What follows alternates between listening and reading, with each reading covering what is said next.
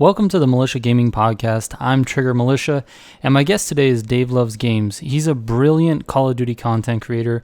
He has the best loadout videos out right now for Warzone and COD multiplayer, and he's a very good friend of mine. This talk was really nice because we were able to talk about some of the behind-the-scenes stuff with content creation for both his and my channel. It was a great time. We definitely will be doing it again soon. So anyways, without further ado, DaveLovesGames.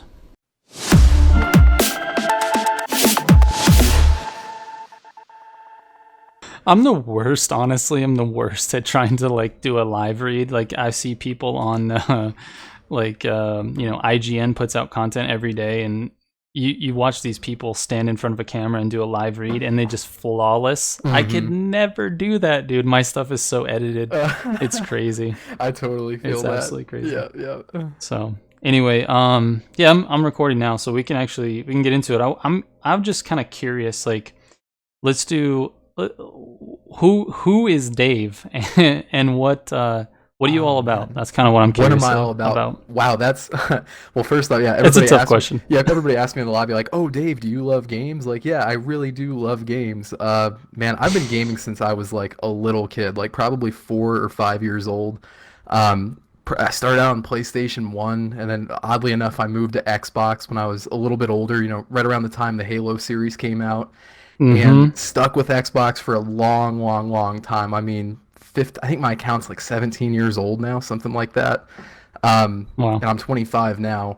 So when I went on a business trip. This was 2 years ago, and I come back home, and Shay had bought me a PlayStation while I was gone. And I come back, and she's got it set up and stuff, so I could play God of War. And I have not come back to Xbox since, which is kind of, I know. Wow. I'm getting a little sidetracked here, but it's funny how I've started off being PlayStation. I was Xbox for so long, and now I'm PlayStation again. But dude, if it's a game, if it's fun, I don't care what platform it's on. I'm going to play it and want to be really good at it. That's just kind of it's funny. It's really it's funny because our stories are so freaking similar. It's incredible. I started really, really young as well. Video games for me was sort of like an escape. I don't know. I didn't have a great childhood. It was kind of crazy, and my parents were all over the place, and it was just kind of wacky. So I used video games as sort of an escape and a way to just kind of take my mind off of all the things that were going on. Mm-hmm. I've been playing since I was, oh my god, I don't know, 4 or 5. I started on Super Nintendo, I think, or Nintendo. Actually, I had a Nintendo, but I played it since then, and I was a dedicated PlayStation guy. I mean, I played PS1, 2, 3, and then when Halo 3 came out, I wanted to play Halo 3. It was a huge thing for me. I had to play it, so I bought an Xbox 360. Oh wow! And since then, it's been all Xbox. I did not have an original Xbox. I just 360 and then the one, and it's been Xbox ever since, and I just haven't looked back. And yeah, it's funny how that happens. It just, something flips you, and then you just don't go back. For some reason, the Halo series was the thing that kind of turned me. I got addicted to Left 4 Dead for a while, and then that was it. So it's funny how similar our stories are. It's weird.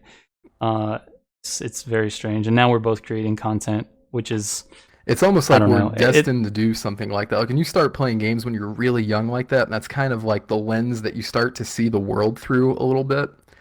I don't know, man. It's odd because I don't know. I obviously I have friends that I grew up with, and they've been gamers for a long time and stuff. But there's obviously people who've fallen off and don't stick with it, quite as long. And my situation at least, I grew up. My dad and I played games together since I was really little. He still plays games today. We're talking about tomorrow. I'm doing a stream, and he's gonna be in there playing Call of Duty with me. And this year is this October is gonna be 15 years of Call of Duty for us. So that's insane. Yeah, it's insane, dude. Just be able to play that long with your dad. That's insane. Yeah. What's funny? I don't have any kids. If I ever had children, though, I definitely would want them to play games. I just think it's so I don't know, it's so relaxing. There's something about it that just brings people together. I don't know if you agree It with that, but works I your think mind that's in a different amazing. way too. Like I feel like there's the social component, and then the whole. It's constantly you're trying to solve a puzzle of some sort, or you're being creative. It's an outlet, but at the same way, it's almost like a mental exercise. Like I feel like there's a lot Yeah. of things that I've Yeah. learned from playing Call of Duty at a high level that kind of have translated even into like the business world for me. Like, staying calm under pressure, teamwork. You learn about Hmm. different types of people. You're able to work with people on a team really well. It like transcends everything, I guess. Yeah, it's super. I agree 100%. It's definitely a mental exercise from basically any game. I mean, you're talking anything from like a basic platform puzzle game where you really have to think hard about what you're doing and where you're going, to like something as advanced as a Call of Duty, which I mean, I think kids nowadays maybe take it for granted a little bit. It's something that's just so technologically advanced compared to what we started with. I mean, I Yeah. just remember this top-down Zelda, like look for something, find it, fight a boss. It's so mechanical. It's so elementary compared to what we deal with today, and I think it works your brain in a totally different way now than it did before. Oh, But yeah, absolutely. every game's like that. Yeah, I mean everything. If you look at the evolution of it, I mean, like you're saying, things were so rudimentary, and now kids complain about some of these games today. But like, if you think about even just from like the network aspect of things to the amount of data that's being transmitted as quickly as it is, and you're talking about milliseconds of differences, and you winning gunfights and stuff. It just blows my mind that that's even something that's feasible. That Right. it's like I magic mean, almost. yeah, the difference in somebody's internet connection could be the difference between winning or losing a gunfight, which is it's so crazy to think about, Hmm. because we just never thought that was possible. Like, to play with friends when I was younger, you had to have them over at your house. Right, yeah, you're doing the LAN parties. I remember a buddy of mine, his parents actually just sold their house recently, but that house, like, there's so many memories there for me when I was a kid where we'd hook up a couple of Xboxes in different rooms, and you're complaining about people, screen peeking and stuff, but like that was some Yep. good times, man. I miss that. It really was.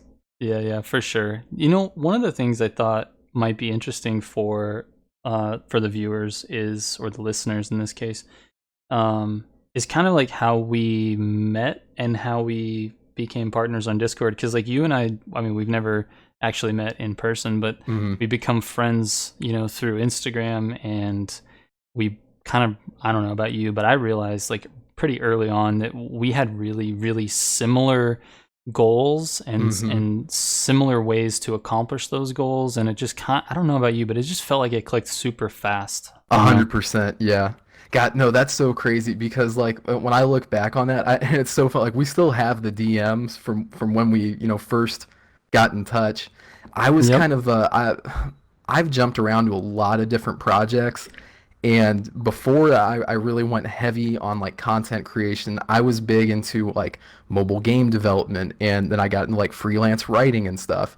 And I remember you were Wow. doing a blog for a while, and I was. yeah, I reached out to you because I saw you needed writers, and I was like, well, this would be kind of good to pad my resume. It's about Sure. gaming, it's writing, and reached out to you, and then I don't know what happened after that. Really, like I don't remember doing any of the writing for this. I think I was just too busy, and like I said, I didn't have the discipline that I have now to follow through with things.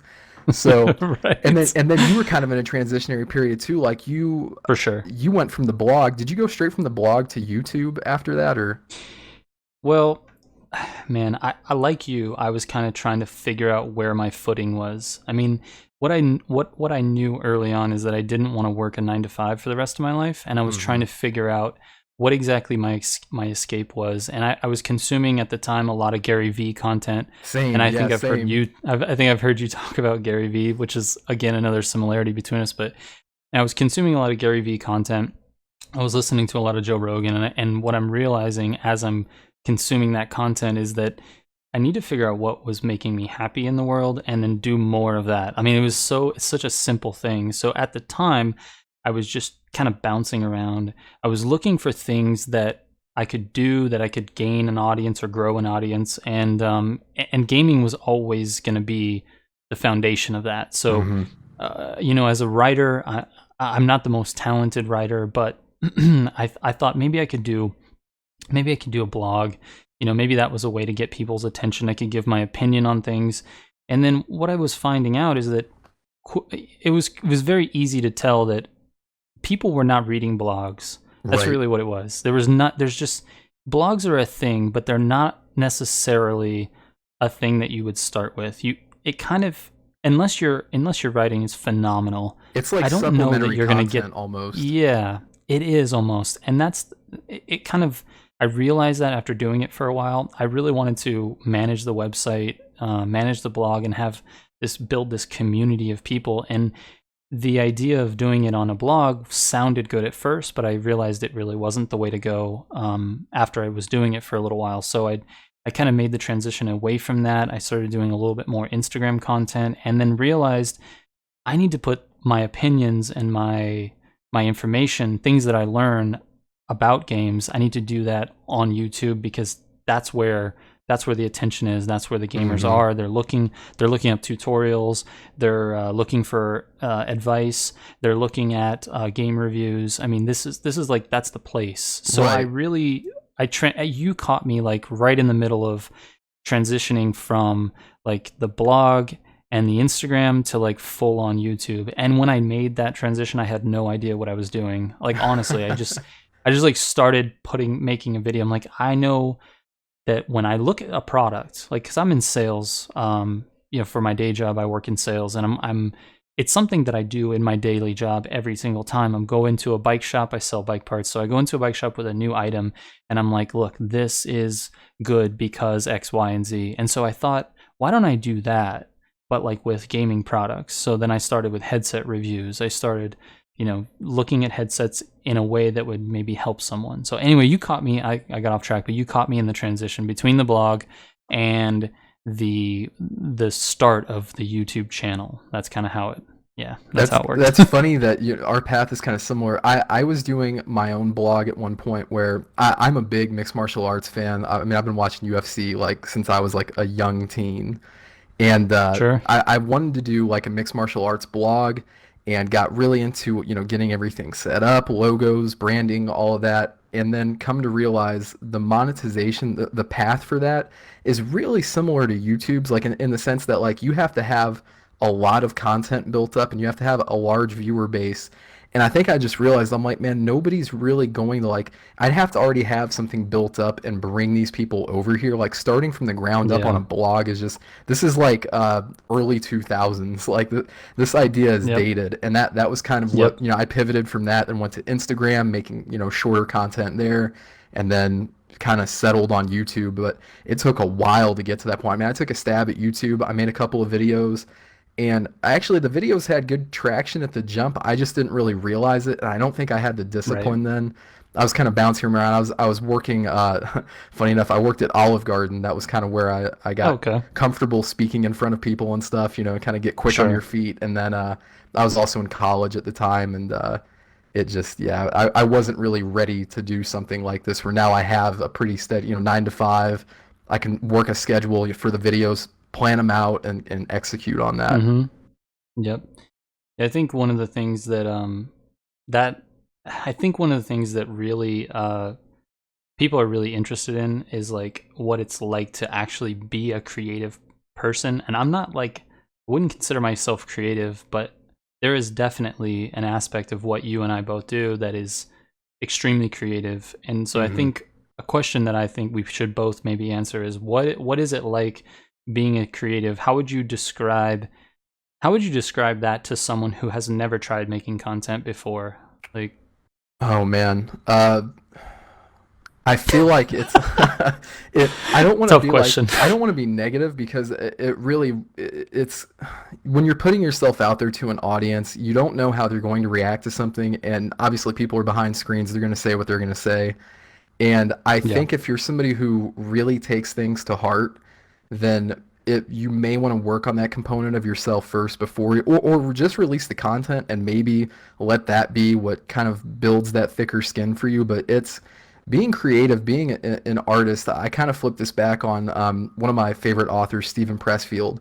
He talked about at the start of one of his books, it's called the War of Art, not the Art of War, but the War of Art.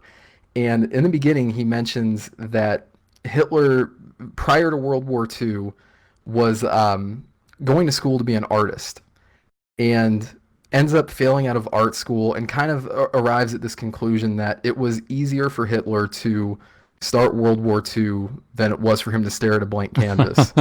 Right. So that's insane. yeah, so it's like being creative is incredibly difficult, but it's one of those things that, like everything else, if you keep doing it, you'll get better at it. And you kind of, the fun part where I feel like I get my most creativity, going is when I look at something that I've done and I'm kind of like, how can I do this better the next time around? Like, what am I missing here?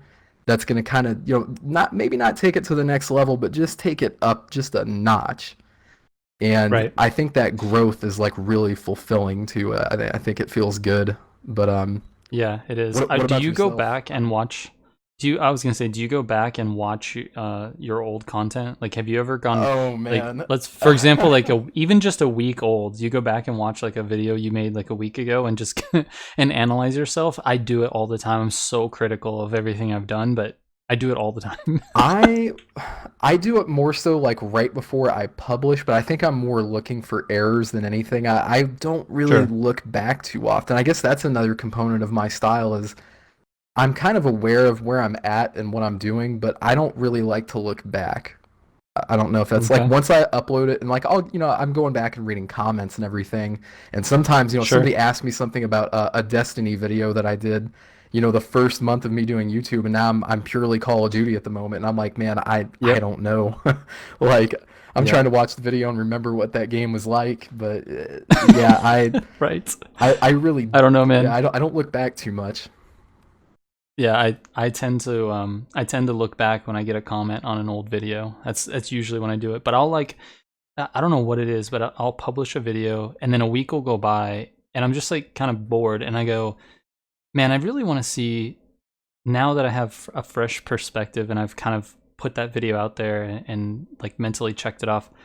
Was that video good? I'm gonna watch it from like a viewer's perspective, because Mm, when I'm making something, I always look at it like you said. I'm looking for errors. I'm like, okay, did I make an error in speech? Did I not show the correct car in this in this spot, or what did I do wrong here? Is the audio sound okay? And so I'm always looking at it from a creator's and an editor's standpoint. But mhm. then later, once it's already done, it's out of my system, it's in the ether already, I can go back and I can just watch the video as like a viewer. And I think about it in a way of like, did this help? Was the goal of this video accomplished? Was I able to successfully prove what I was saying, or did I successfully describe how to do whatever it is I was supposed to do in that video? And it kind of helps me understand where the content is currently, where it needs to go, if I'm improving. I mean, it's almost way too self-involved. It's like, maybe like a music artist who like goes back and listens to his own music. It seems kind of weird to listen to your own music, right? But I don't know, it just feels like I need to do it for some reason, and it always happens like maybe a week or 2 weeks after I publish a video. I go back and watch it and I'm just like, okay, yeah, that was a good video. Or I look at it and I'm just kind of like disappointed, like, dang it, like I feel like that video could have been better. I need to spend more time doing this, or I need to make the intro more attention grabbing, or whatever the case is. But it always seems like it's a way for me to, I don't know, get better or something like Well, that. I don't know. let's dig into kind of the more of the granularity, so to speak, of being a content creator. When you go back and you're looking for things that you want to change or do better, what are some of those things for you? Um, Is it like little the things, or is it things, more like, you have like this thesis for a video and you're like, okay, did I get them from point A to point B and they got the info that they were looking for? yeah, I think for me right now, my biggest critique of myself is really coming up with better topics, because the problem that I'm running into right now is that the game that I'm making content for is sort of on the back end of its life. I mean, Mm-hmm. it really its high point was around January or February of this year, and then they released the content update in March, and literally that's the last actual content for the game that was released was in March, and here we are in July. So you can imagine there's not.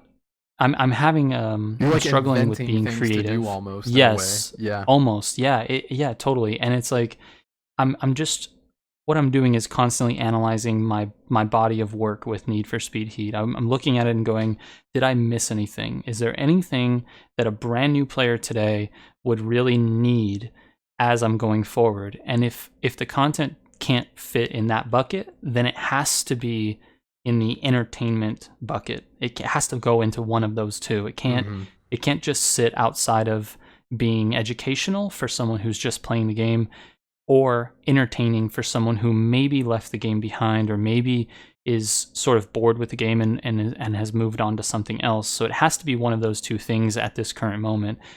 So I don't know, when I look back, one of the critical things is, does it fit into one of those two buckets? And then I look at execution. I'm like, did I execute that concept well? Did I explain the thing that I was trying to accomplish with that video?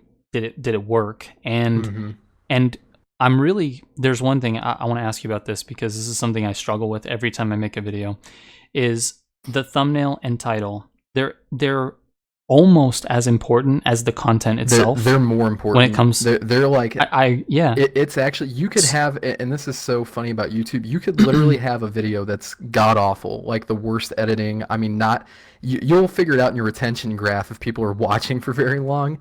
But if you've got like a really, really strong thumbnail and title, I mean, man, that kind of goes back to sales. You're talking about coming in, representing your, whatever it is that you're selling. Well, in this case, you're selling the video to an audience, and if it's not presented in the right way, and especially with the right words to make it, searchable, then it could be the best video in the world. It's just nobody's ever going to see it.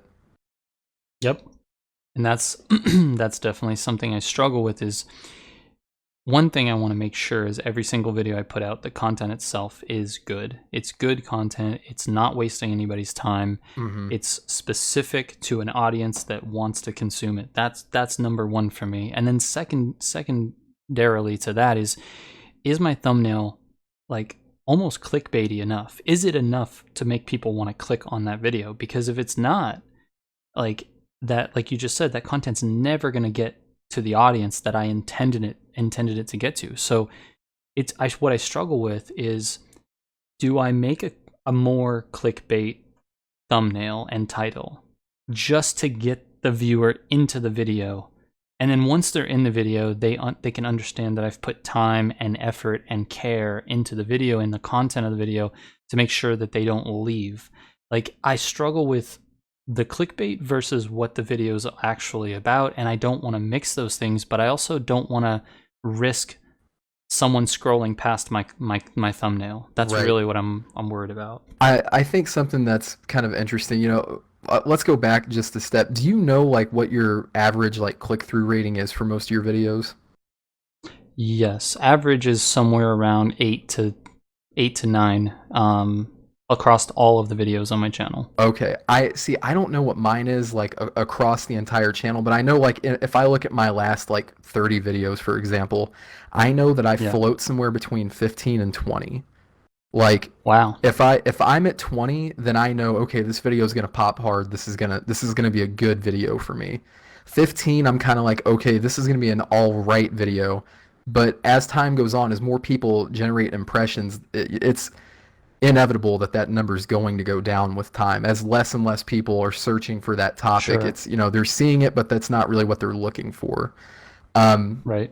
So I guess where I want to go with this is, click-through rate is basically everything on YouTube, and for my channel especially. If you look at some of the guys who make these thumbnails for really the same kind of videos, they're doing loadout style videos. My thumbnail doesn't really pop the hardest, but I spend a lot of time getting into, this goes back to title, like SEO, where it's, I know I'm making content that people are searching for, and I'm trying to make it as many phrases that I know they might punch into that search bar to find this type of a video. I want to put this in front of them and at least give it a shot. So. Yeah, It's almost a balance for me. I come up with an idea for a video, and the idea seems a little bit clickbait, like a speculation type video. Like that's a big thing in YouTube. There's a lot of speculation for Mm-hmm. the next content release or the next game or the next whatever. There's a lot of speculation videos out there, and those videos tend to do really, really well. But it's not my nature to speculate. In fact, my content is quite the opposite. I'm very factual in the nature of my content. It's very like, here's what happens if you do this. I test cars, I test engines, whatever. So it's very against what I'm just naturally thinking about a game. So, but the problem is, if I ignore that speculation side, I don't think my content has a real chance of blowing up to the level of some of the biggest YouTubers in gaming, and that's where I want to go. I just want to do it in my own way. So I'm struggling blending, you know? I almost think, to touch on that, I think things are changing a little bit, and people are kind of getting tired of, because there's definitely clickbait, and then there's being misled in a video. Sure. And if you look like in today's advertising world, you know, you see ads for fast food and everything. Those foods that are in the advertisements, if you look at like the things that they do to the food to make it look like that on screen, it's never like edible when they're done. Like there's like soap in the burger. It's like nothing Right. you'd ever want to, you know, try. But Right. that right there is technically, you know, you're borderlining of that. That is clickbait at that point, if you think about it, you know, from an advertising standpoint. So what you're doing, I think clickbait's not a bad thing as long as you deliver on what it is that, you know, the people are coming there for. I see a lot of speculative content out there though, dude, that is not clickbait. It's just straight up misleading. Like it's just they're getting the high click-through rates, and people watch it part of the way to see, does this guy deliver, and they watch it just long enough for the algorithm to think that it's a good view, and they continue to push it. And that's why some of these guys succeed. But I think when you do that, you don't really build, like, somebody who hits subscribe, it's not a concrete thing like every subscriber is the same. And as time goes on, you're inevitably going to churn some of that audience out. So if the person came there and they weren't really all that sold on you, as you begin to pivot and kind of change your content style and do different things, that you're going to lose more people over time. It's not going to be as rock solid of a foundation. So I think what you're doing by being more factual and maybe not quite as much sizzle on top, you know, it's more steak, that is definitely going to build a stronger audience that's going to hang with you, because you present yourself as an expert in this. You're not just chasing wild theories down about the game. Right, exactly. I think the one thing that I've been cautious of is to do exactly what you're saying. I think I want it to be steak, because I think over time, over a long period of time, it's a much deeper connection with the audience. It's a much more solid foundation for the audience, instead of just like, you know, you racking up, you know, I don't know, 500,000 views on a video because it's clickbaity, not necessarily because the content itself is good. Mm-hmm. So yeah, I don't know. I definitely, but there's this, I don't know, I guess what I'm getting at is there's this dance that we have to do between being clickbaity and being, and providing that steak. Like, not only do I have to make that steak, but I also need to advertise it really well. And if I can't advertise it well, no one's going to come to eat it. And that's kind of, I don't know, there's a balance there. Right. And you're right. You have to deliver. You got to deliver on the steak. It's got to be good. It can't be bad. I think what you talked about earlier was really smart too, how you kind of classify things into one of, you know, it's either entertainment or it's educational. And I think the bulk of what people, you know, the fact that YouTube is owned by Google, and YouTube is actually, if I'm not mistaken, I'm sure somebody's going to correct me on this, I believe it's the largest search engine in the world. I think YouTube does more searches than Google actually does at this point. The only reason somebody's out there searching for something is because they're trying to find something, and typically it's an answer to what, you know, they want to know how to do something, or they want to know the best way that they could do something. For gamers, it's typically, you know, how do I get this, or how do I get this the fastest? We always want to be the fastest. So I think where a lot of content creators make the mistake, especially early on, and this I kind of identified this when I first started out was you go to entertainment heavy initially and you try to make things that you think are cool that people are going to watch and you just realize Yep. nobody's searching for this. Like nobody Right. cares that you got a Right. nuke using a pistol and this is your first video. Like nobody cares. No one cares. No. But if you No. talk Not about, at all. hey, this is the easiest way to get a nuke on this map, and this is the class that I use to do it, and you throw some flashy edits in there, that's really the formula that people are looking for something. So I Yeah. think you have to go heavy on the education, and then once you're built up to a certain point, then you start to pivot more to the entertainment side. And I Yeah. think you're For getting sure. close to that point too. Like I think given your numbers right now, maybe in another year you could go really heavy on the entertainment side if you wanted to and take more risk Yes. because you've got such an audience that's already found you that whatever you post is going to get insane traction. Right. Yeah, that's what I'm actually like constantly thinking about this right now is I want to start sprinkling in some entertainment. And I don't want it to be the main focus of the channel. I still want everything to be mostly education and mostly like expertise type of content, but I want to start sprinkling in entertainment because I think if you can create a channel that is both entertaining and educational, and if I can make it blend inside of single videos as well, I think that's the best type of content that you can make. I think it's the most clicked content, it's the most watched content. It sustains a viewer through the entire video. I mean, I'll just give you an example. I watch I've watched several videos from Alpha Gaming, which is, you know, Oh, Harris dude, Heller. I'm I sure you love know of Harris. him. Yeah. And I think Harris does an amazing job of being both entertaining but also being informational. He positions himself as an expert in the streaming field, and then he gives all sorts of extremely good information while delivering it in an entertaining way. I can watch a whole video. I don't find myself wanting to click off of the video.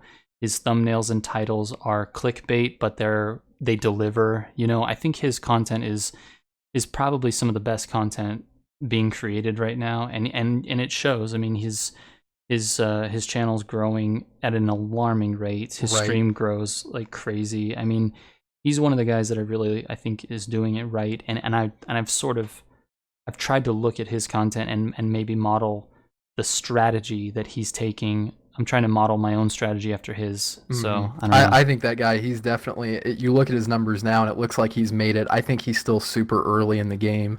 I really think For somebody like sure. Harris is like a multi-million subscriber character. Like he's got the personality, he's got the appearance, and he's got the expertise to back it. And that's really what sells it. Because you know when you watch one of his videos, whatever the video's title that you're looking for, you're gonna get what you're looking for out of it.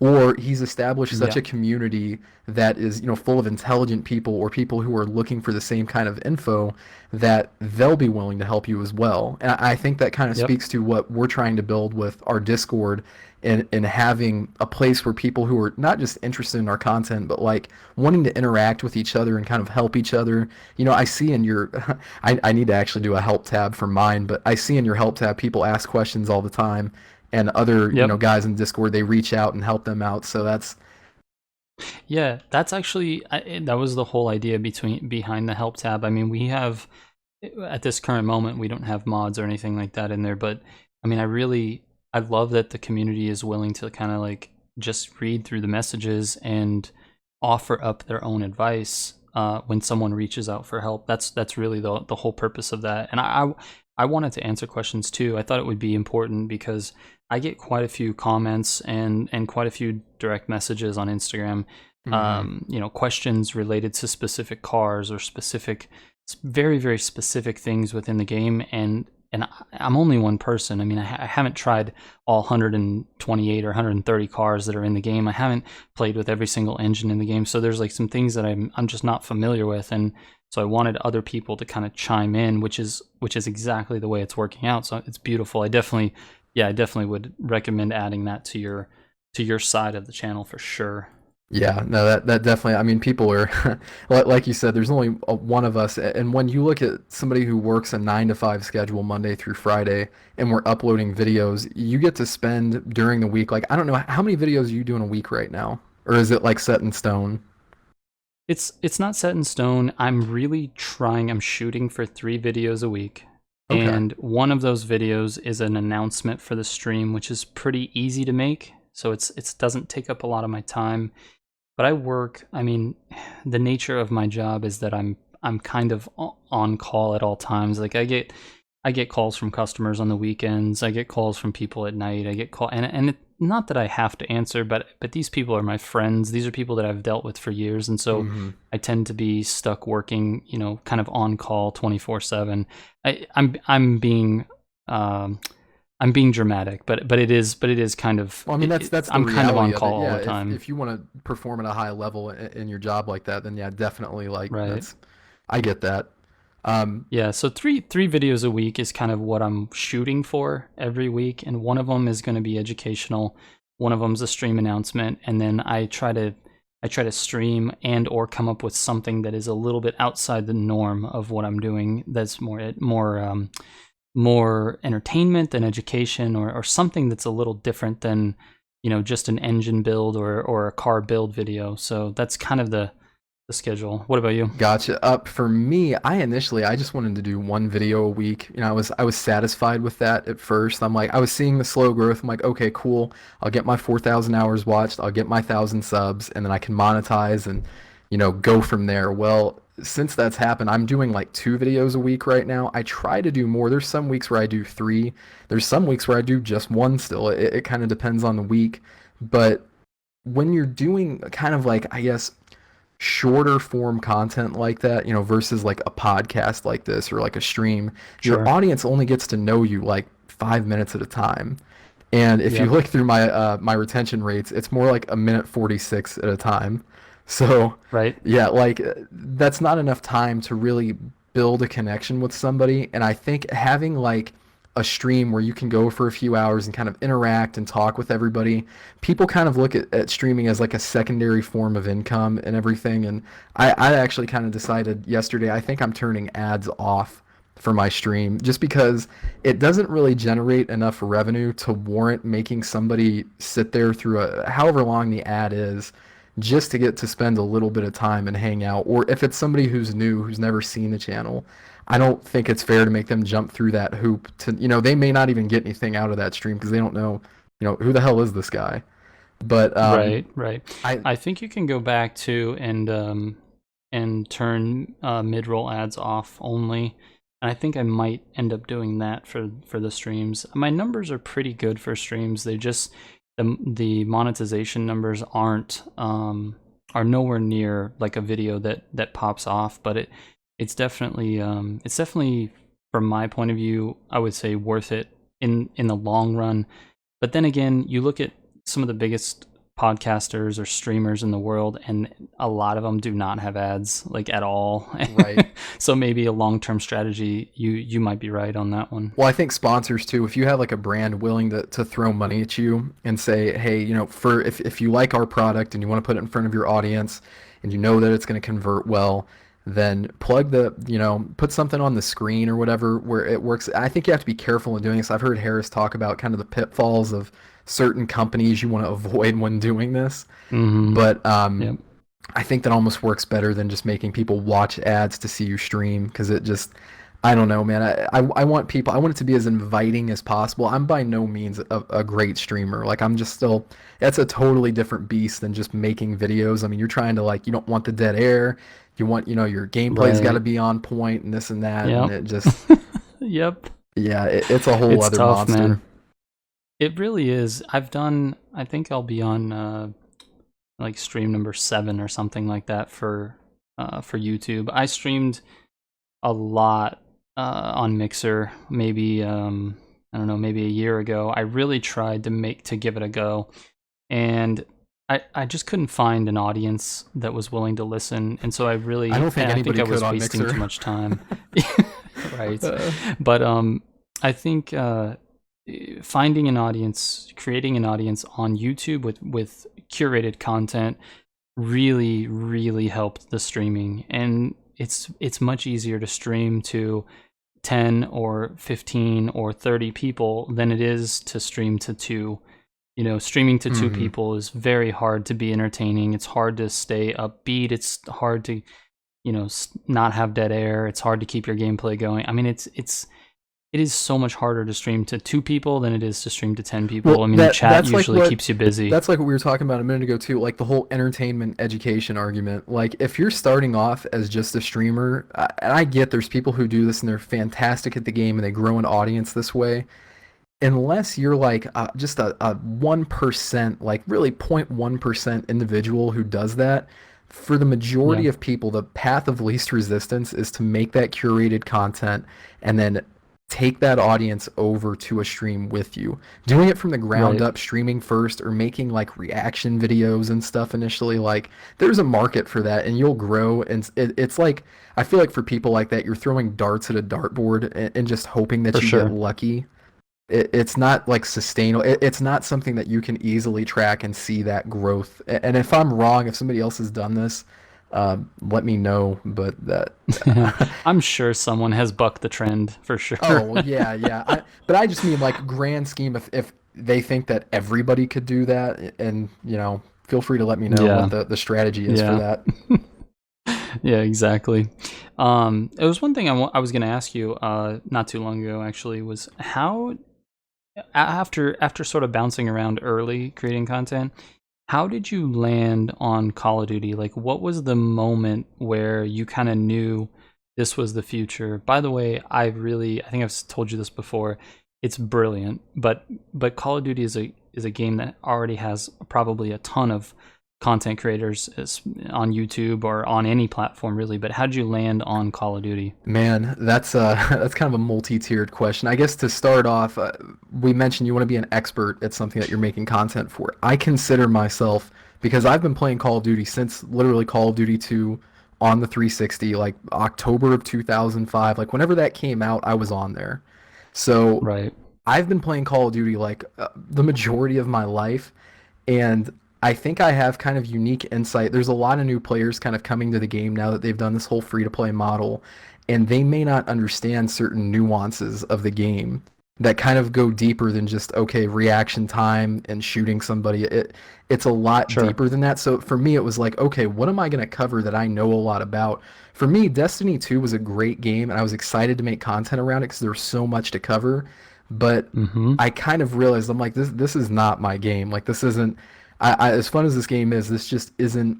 I don't know as much about this as I do Call of Duty. Right. So I Right. knew, like basically, COD is my bread and butter, and that's really the lane that I should stay in. Granted, I'm going to pivot. I named the channel in such a way where it's like I could cover anything if I really wanted to. Sure. Um, but with Call of Duty, there's so many different aspects of it you could cover where like when you have the Black Ops games you could go into zombies, you could get really speculative there, go into Easter eggs, but the majority of Yeah. what people look for, because Call of Duty is so competitively focused, is what's going to be the best gun for me when I go into a match.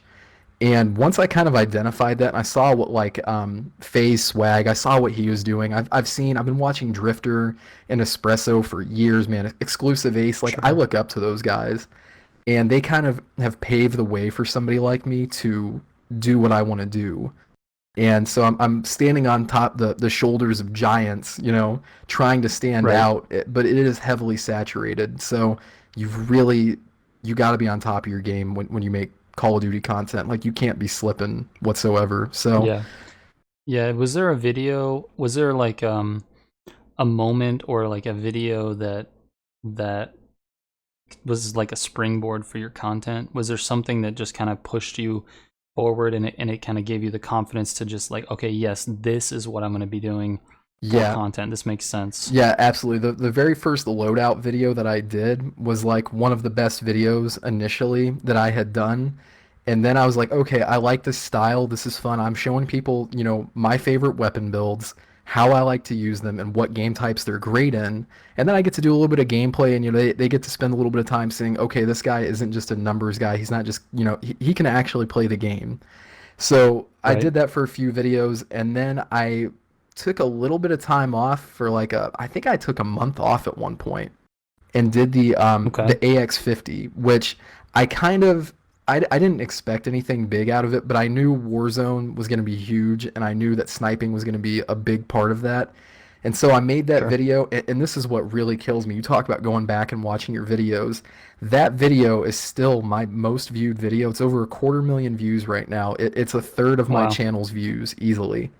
And That one video. dude, that one video, but what pisses me off is I didn't know what I was doing at the time as much when it comes to capturing the image or the video rather. And the whole loadout portion of that video is so stuttery and choppy, and like I didn't watch the video before I posted it.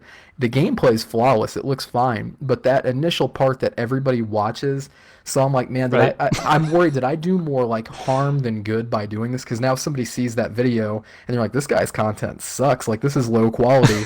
And they see my thumbnail style, so I'm like, do I need to change the thumbnail style now to kind of hide? But it is what it Right. is, man. My story, it's gonna tell itself over time. It's one video, Sure. but it's funny. I actually there's another guy that I'm friends with who's a content creator for Call of Duty, and I think he had like 200 subs when I first met him. He's in the UK. His name is No Fate, Okay. Know, and he has popped off. I think he had a video that just took off for him. It's the same thing. Like the algorithm almost gives you that check mark, like you're good to go. Yep. And then was it like that for you too, where there was just a video that just like changed things for you?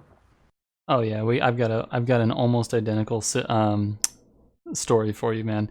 So early on when I started playing Need for Speed, I had no intentions of making content for it at all. Like Hmm. I just played it because I loved the game. I was like, this game is awesome. We were playing it every single night with friends. And about a week into the game, because I was grinding so much, I made it to rep level 50, which is the max level Right. within about a week. And I started like, oh, I want to unlock these ultimate parts. So I immediately went to YouTube and I was like, there's no video on how to unlock these parts, and the game doesn't tell you how to do it. So I'm like, someone needs to make a video on this, and I'm not even joking. I let that sit for like 2 days. I didn't even realize that what I said was I should make a video on the on this topic. There was like after 2 days there was one video, and it was basically just 15 minutes of gameplay. There was no explanation. There was no talking. There was no edits. There was nothing. It was just gameplay. It was 15 minutes, and to the guy's credit, he did show you how to get the ultimate parts, but it just wasn't good. I'm like, I'm not going to sit here for 15 minutes. Someone needs to make a short video on this. So I decided to go ahead and make that video. Now Wow. we go back. That video has I think it's eclipsed, or it's almost over 400,000 views.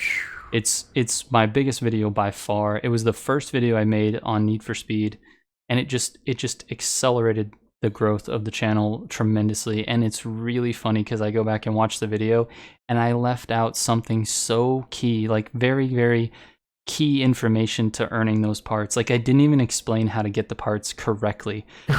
You have to be level 50, and I just didn't mention that. I just said, you do the heat races and you do this. I'm like, I just completely glossed over the fact that you had to be level 50. So I have like at least 100 comments on that video, like over the last 6-7 months, at least 100 comments where people are like, I did this and I didn't get the ultimate parts. What is happening? And so every single time I go in and I answered, I'm so sorry, please read the pinned comment, because I pinned a comment that Hmm. explains, hey, I messed this up, I didn't put this in the video. And so it's so funny that video is like, it's supposed to be like the marquee video for my channel because it's the very first one, it has the most views. If you if you Google how to get ultimate parts in Need for Speed, I come up like on Wow. Google. I'm like, well, the first or second, option there. And it's so funny because it doesn't even explain it the correct way. So I just like I'm so pissed off that I forgot that one element, because it could have been a great video, and now it's like this very average video. But it is what it is. Like you said, I think the story will tell itself over time. But I don't know. How do you But think that people changed. found that video for you, by the way? Was it like the thumbnail was just really strong, or did you like do a lot of tagging or a lot of like was the title really keyword heavy? Like how did that video, do you know how that got found? The thumbnail for sure was strong. It wasn't the best, but it was strong. And the keywords were I would say very average. But what happened is it was literally the only video explaining how to Mm, do it. I mean, there are huge YouTubers that picked up Need for Speed, people that have been in the YouTube racing world for a long time that have, for example, there's a guy named Black Panther. He's got over 1 million subs and he does racing content exclusively. He didn't put out a video yet. A couple of other guys that are a little bit above where I am in terms of subscribers, they hadn't done a video yet. It was literally the only video that explained in detail and clearly how to do it. So early on in the game, when people were sort of on that grind to get to 50 and get those parts, my video was the only one out there that had it. So I could have put up the worst thumbnail and the worst title, and I think it still would have gotten traction because it just didn't have any competition. Now, of course, the second that those big guys started putting out their tutorials, I could see the numbers sort of dip, and then it kind of plateaued at a certain number of views every single month, and it's been very, very steady since about January. I put that video out in it was like late November, and since January, it's been like it's just been a super steady video. It gets I don't know, several thousand views every single month, do you so it's very. on your videos, do you do a lot of tagging? Like do you use like vidIQ and go into the whole SEO side of things or no? Yeah, I don't do it as I don't focus on it, I should say, as much as I did at the very start of things. Okay. Now what I do is I come up with things off the top of my head that I think are that are relative to the content that maybe some other similar videos have used. I just kind of I know that basically what I've noticed is that the tags are so hidden when you're in the upload process. I mean, you have to like scroll down on that screen, click the more options, and Mm-hmm. then find the tags and start entering tags. Like it's almost like YouTube is saying these are not that important. They're important, but they're not that important. What's important is your thumbnail. What's important is your title, your description, and then the content itself, and then maybe the tags come after that. I just don't see it as something that should take so much of my time. I was literally spending 1 to 2 hours searching tags at the beginning of all of this. I really was focused on making the tags the best tags they could possibly be. And what I noticed is the videos really didn't perform differently than when I just kind of threw together tags that I thought off the top of my head.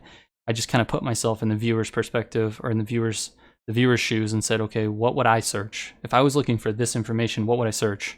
And then I just started entering those as the tags. So right now I don't spend hardly any time on tags. I do make sure that every video has tags, Mm-hmm. but I do not spend time researching. I don't try to find the perfect tags for the video. What about you? I am the polar opposite when it comes to that. I am like Really? Wow. extremely analytical, like when it comes to tags, because what you just said about the tags being hidden like that, for me, I think that's my greatest strength that YouTube has given me, is that I think a lot of these, as you look at some of these content creators, and I don't want to call anybody lazy because that's not the right word to use. I just think as people get larger on the platform, they're able to rely on their subscriber base to kind of shortcut Sure. things a little bit. And they Yep. may not do the things that they once did, but when they had less than 1,000 subs. So my whole Right. thing is like I'm still playing this game. I'm still very early, but like I'm gonna play this game the entire time the exact same way that I played it when I had less than 1,000 subscribers. Like Sure. I want to just attack it every single time and not leave any. I don't want to leave anything out there that I could possibly do better. So the fact that they Sure. make that so hidden and not that many people utilize it, I feel like gives me a unique opportunity to take advantage of it. And That's I smart. I take those tags insanely seriously for my videos because I know that there are so many sets of phrases out there that people are going to search for to find a particular, gun build, for example. that if I go Yep. really heavy on my best tags in my title and I, triple down on those in the description in the first two lines, and then I go even harder in the actual tag section of the video, if my thumbnail's good, it's gonna pop, or it's gonna at least do Sure. as well as I expect for it to. So Yep. it's a big part It's of my, so my secret sauce. it would be. I mean, I'm so interested. I want to do this. I want to do this again because I think you and I will both be in different situations the next time we decide to get together for a podcast. But I'm so curious.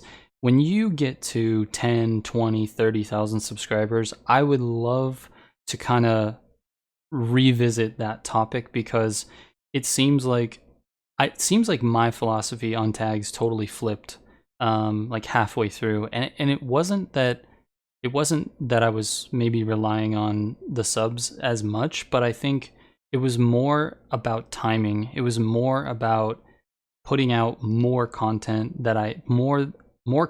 that's still the same quality, hmm and relying on that to get the job done, relying on my thumbnail to get people into the video, and then my content to hook them and keep them where I want them, which is being a subscriber. But I think my philosophy on it totally changed because I was very much like you. I spent a ton of time on tags early, and hmm then when I realized that YouTube was sort of giving my account sort of an authority, like you were saying before, like a check Right. mark, like, okay, this guy, whenever he posts something on Need for Speed, it kind of already vets your account as being somebody who creates good content that people want to watch.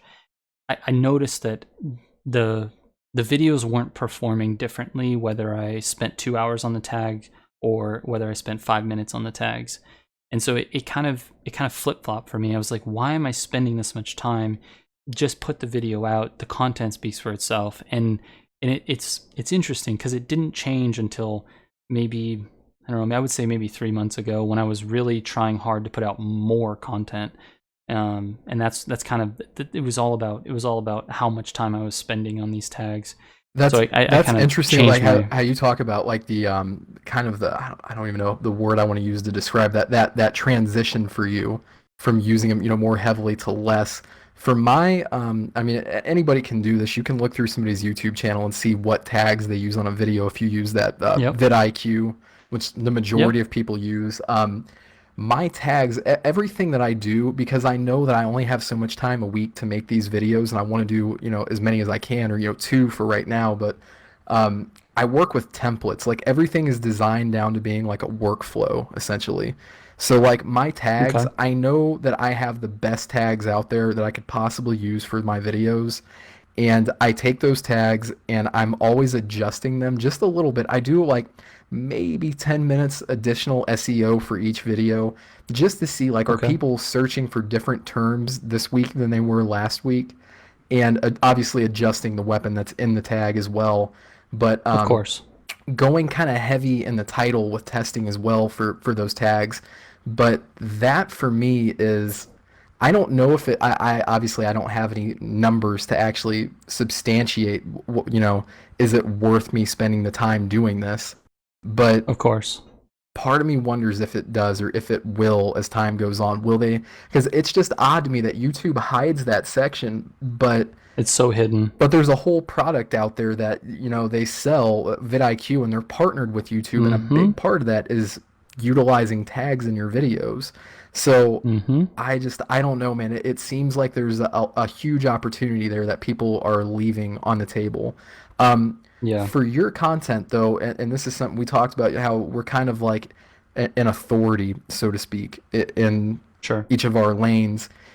I think, and I'm going to make kind of a bold prediction here, but I think for each of us, when the next game comes out, like when the next Call of Duty comes out, when the next Need for Speed comes out, I Yep. think you and I have explosive growth. I agree. I think it's going to be so insane the amount of growth that we have when those games very first come out, because the formula is Yeah. already there. Everything you're doing right now, you just need fresh content Foundation. and fresh eyes. Exactly. So when more Yep. people are coming out there for that new content, and you're kind of, you're sharpening your sword in the background right now, it's I think we hit it super super hard. Yeah, I totally agree. I think my my biggest increase in growth will be when the next Need for Speed comes out, because I'm for sure gonna cover it. I mean, I feel like it's a game that I really love and I really want to play, so I'm definitely gonna cover it. But I agree 100%. What I'm doing now is just making my content the best it possibly can, preparing myself mentally and physically to do the work, and then when the opportunity comes up for a new game like that and the attention is very heavy, the hype is big, that's when you see the explosive growth. I think that prediction, I would say, is not bold. I think it's exactly on the money with both of us. I think we're, like you said, sharpening the sword. That is a perfect analogy for that. I think it's we're just honing our skills. We're making the videos as good as they possibly can get and getting incrementally better every single video. And then by the time the new game comes out, that's where all of that hard work is going to pay off. And it's interesting.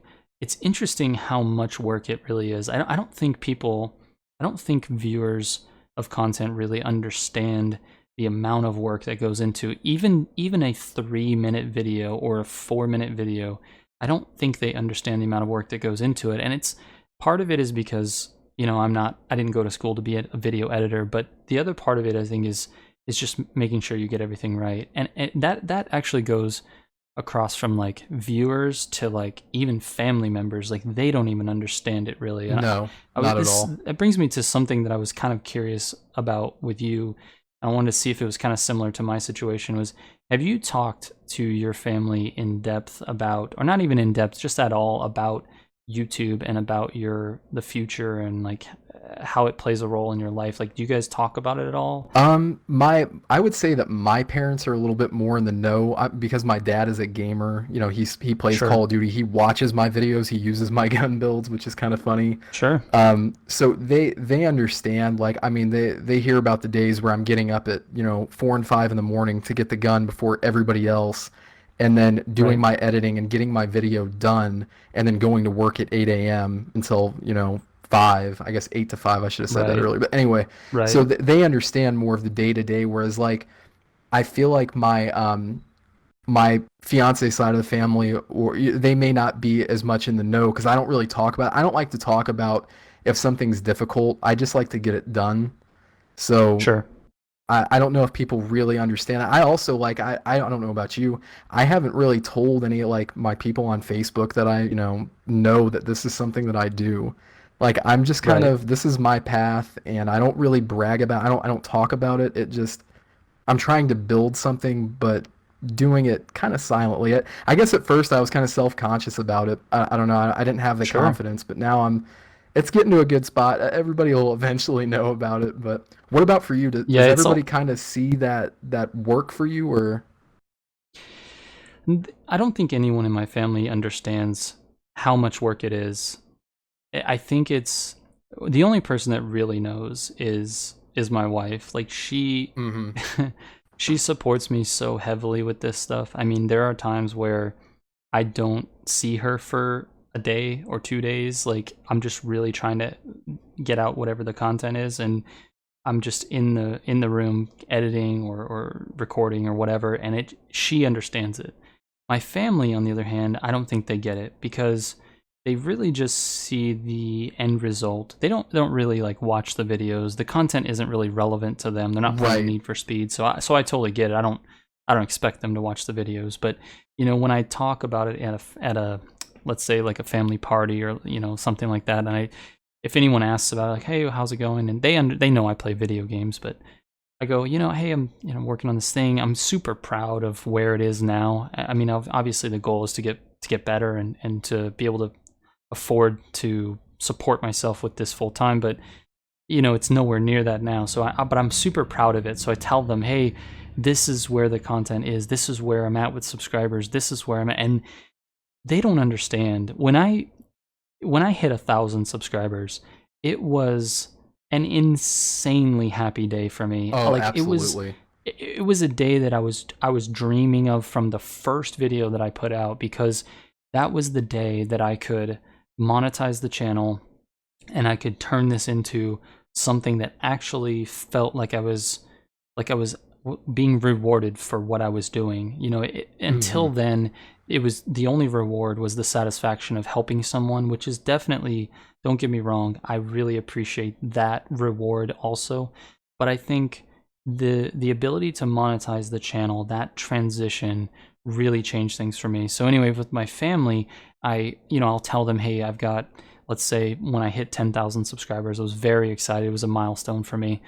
And I would tell them, hey, I've got, 10,000 subscribers on the channel. Like, their reaction is very like, they want to be happy for me, but they don't really understand what that means. So they're just like, oh, okay, cool. That's awesome. And then I'm like, hey, I'm making like, $200-300 a month for this. And with this amount of subscribers, and I want to turn this into a full-time job. I don't want to work 9 to 5 anymore, and I want to do. And they're just like, oh my god! Like, they look at it and they're just like, well, what about insurance? And what about, that's the same thing my dad says too. And I'm like Jesus, we've talked about I don't that. know, man.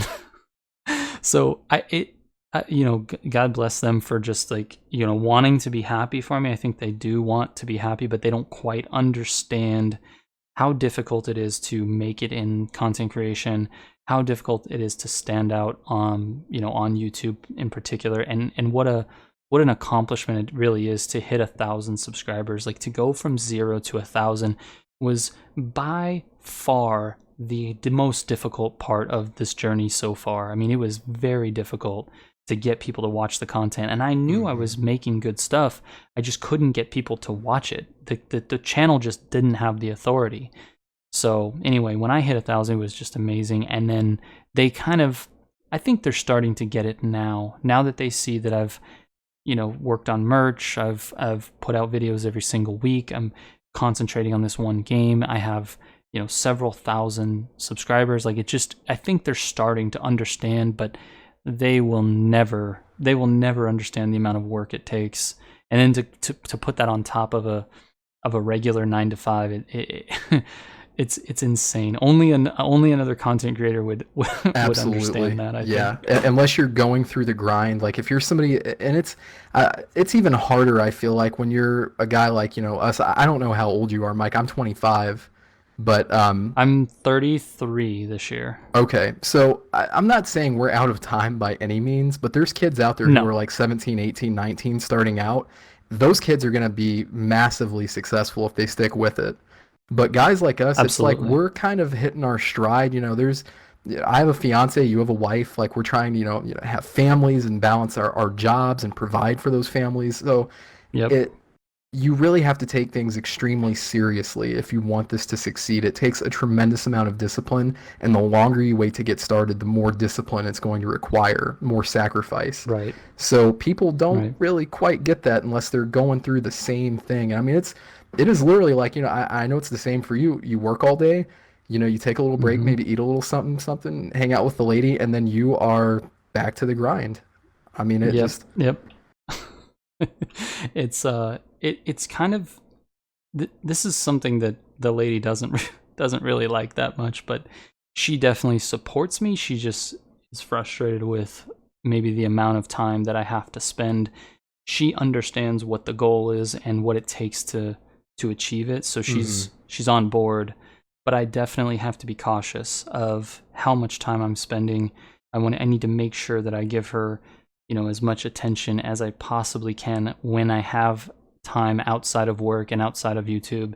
It has to be about us, and instead of about YouTube. And I try my best. It's hard. It's very hard to balance, but I try my best to make sure she knows that this is a small sacrifice, and that it will get better once I'm able to sort of make the transition to a full-time content creator.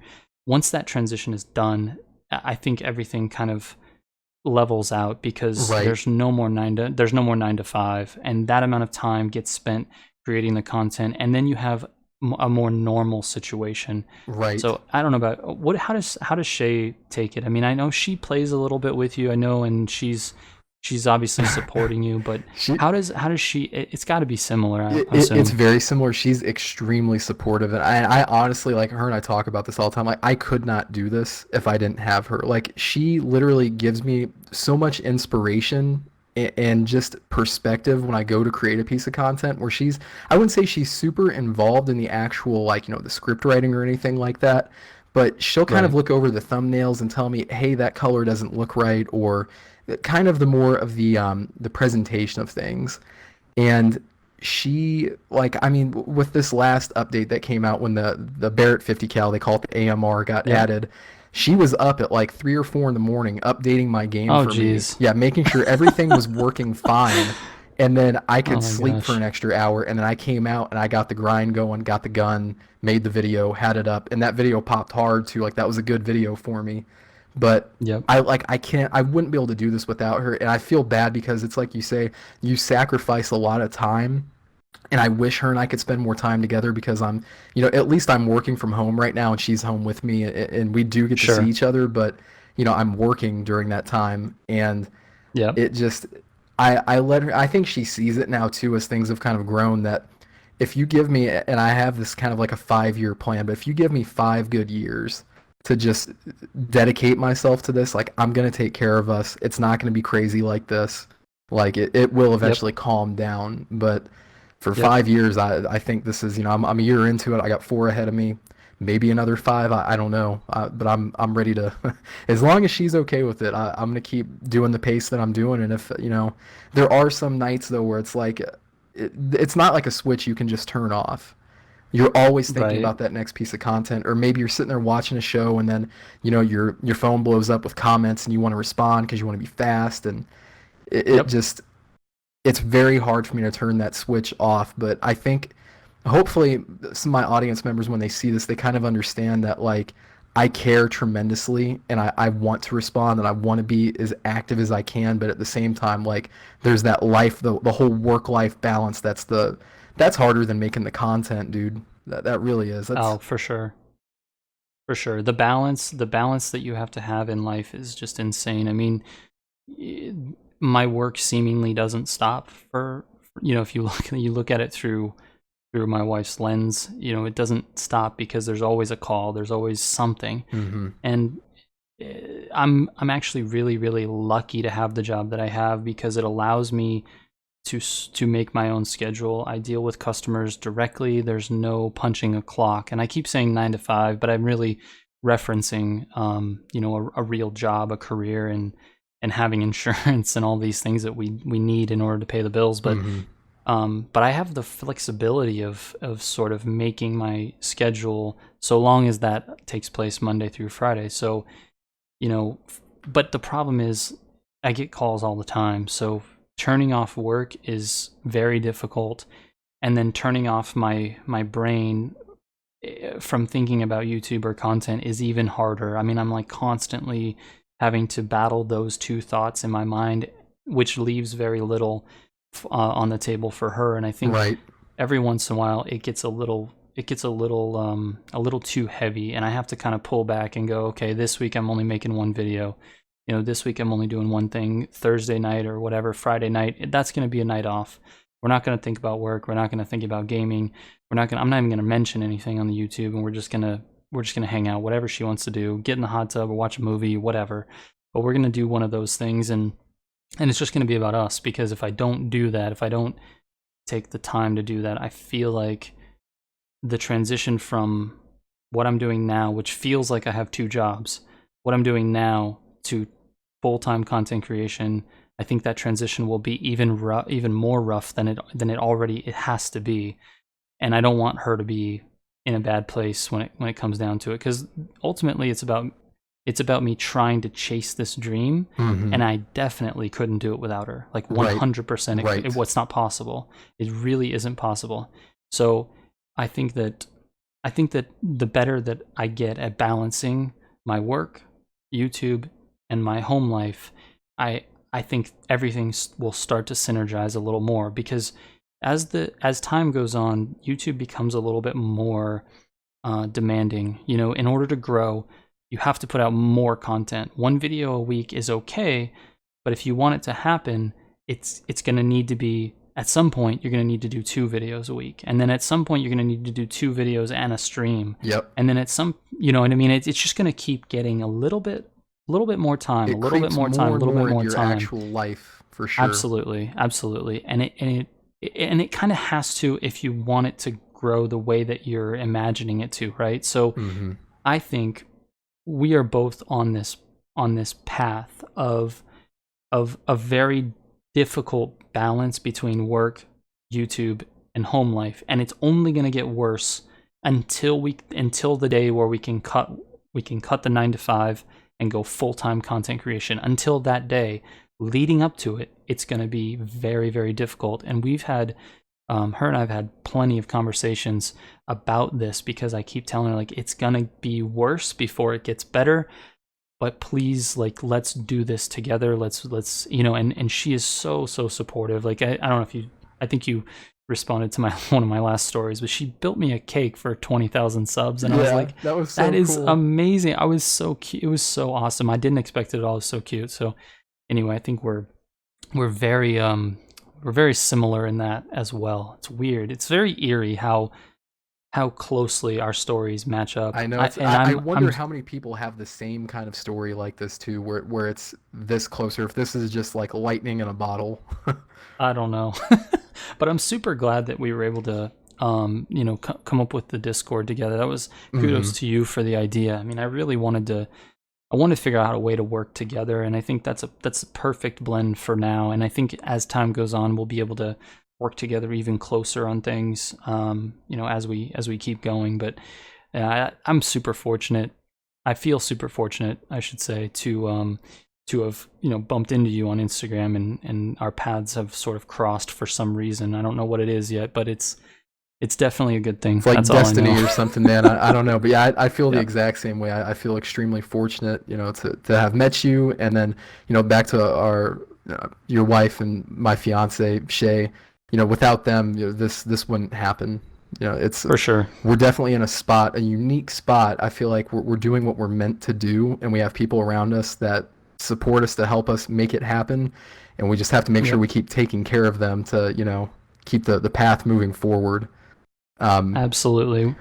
Was there anything? I think we I know we probably could talk like this for hours, but is there anything that you wanted to touch on before we kind of wrapped it up? We're at an hour and 20 minutes right now, or hour and 18 minutes. So wow, I can't believe that. Okay. I know, it flies by. It's crazy, but is there anything you wanted to kind of touch on, or you have any questions for me regarding anything? I think anything that I have right now, I'm definitely going to save for the next talk, because there's definitely things I could get into right now, but I think that would make for a better follow-up episode. So I think I'm good to cut it there. If there's anything you want to add or ask me, feel free. But no, I mean, I had a list of things that I wanted to kind of go over, and I think we kind of hit all of them in. Maybe not in the same order that I was thinking, but it all kind of came out, which is what I thought was going to happen. I thought this would be a good talk. We have a lot in common, and I think we think similarly, so I think it's good. Man, if you made it this far, you're an all-star. I really appreciate you guys listening, and I'll catch you on the next one. I'm definitely going to do this again, especially with Dave, and I might try to find some other guests for the podcast as well. So thank you so much for listening, and I'll catch you on the next one. Trigger out.